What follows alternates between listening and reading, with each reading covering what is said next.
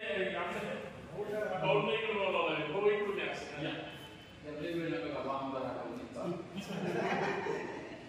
आमदार होणारच आहे असं म्हणले तुमचं विरोध राहते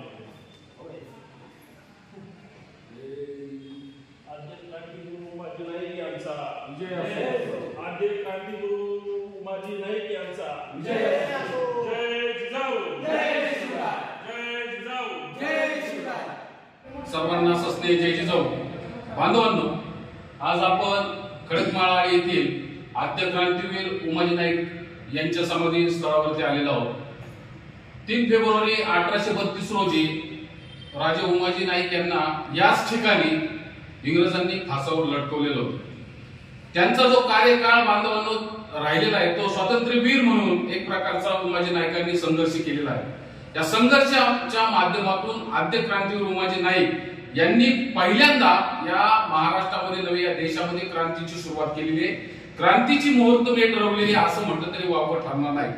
अशा महान मानवाला या ठिकाणी अभिवादन करण्यासाठी संभाजी ब्रिगेडची पुणे शहरातील पुणे जिल्ह्यातील टीम आवर्जून या ठिकाणी या स्थळाला भेट देण्यासाठी आलेली आहे।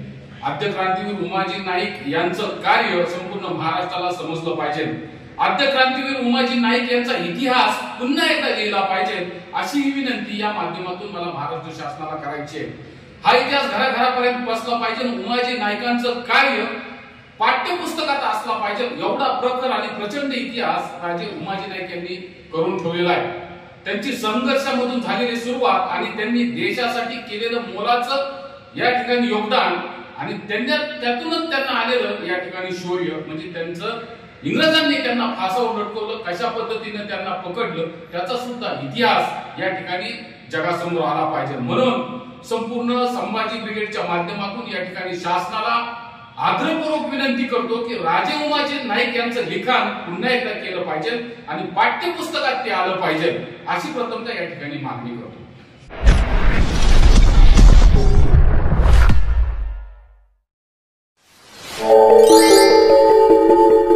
स्वातंत्र्यवीर कोण असतील तर ते आद्य क्रांतीवीर उमाजी नाईक आहे। स्वातंत्र्याची चळवळ किंवा कुठलीही चळवळ ही कार्यकर्त्याच्या संघर्षावर उभी असते। कार्यकर्ता किंवा तो ज्या पोटतिडकीनं ज्या ध्येयाने पेटलेला असतो आणि ज्या लढ्यासाठी तो स्वतःच संपूर्ण आयुष्य त्या ठिकाणी देतो वेचतो ती गोष्ट साधी नसते।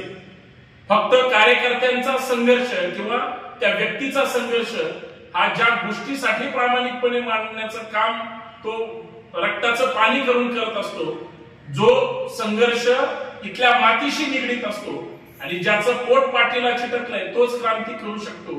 क्रांती ही श्रीमंताच्या घरात जन्माला येत नाही, तर क्रांती ही सर्वसामान्य कुटुंबात जन्माला येते।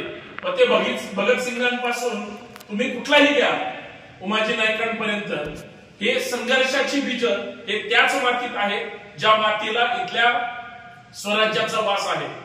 खरं तर छत्रपती शिवाजी महाराजांनी सुद्धा जे स्वराज्य उभं केलं ते इथल्याच 12 मावळ्यातल्या मावळ्यांनी स्वतःचं रक्त सांडून म्हणजे ती स्वराज्याची चळवळ आणि नंतरची स्वातंत्र्याची चळवळ या चळवळी एकच आहेत। आम्हाला वेगळे वेगळे स्वातंत्र्यवीर सांगतात, परंतु संभाजी ब्रिगेड नेहमी सांगतं की इतिहास घडवलाय मावळ्यांनी पण तो लिहिलेला नाही। लिहिला मनुवादी कावळ्यांनी तो सोयीचा लिहिला।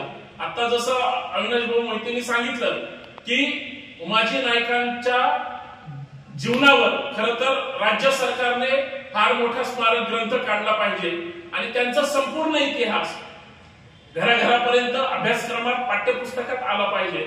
आणि आजची तरुण पिढी क्रांती ही मोबाईलवर गेम खेळून किंवा रील्स बनवून होणार नाही, तर क्रांतीसाठी तुम्हाला तोच भगवा ध्वज किंवा तोच भारताचा तिरंगा हातात घेऊन आपल्या देशासाठी स्वराज्यासाठी राज्याच्या आणि देशाच्या हितासाठी समृद्ध चळवळ ती उभी करावी लागेल। आणि त्यासाठी तुमचं नुसतं महापुरुष डोक्यावर घेऊन चालला नाही, तर महापुरुष आणि त्यांचे विचार डोक्यात घेऊन भविष्यात आपल्याला काम करावं लागेल, तरच क्रांतीचे त्या ठिकाणी स्वप्न पाहता येईल। आणि त्यासाठी संभाजी ब्रिगेड नेहमी कटिबद्ध असते।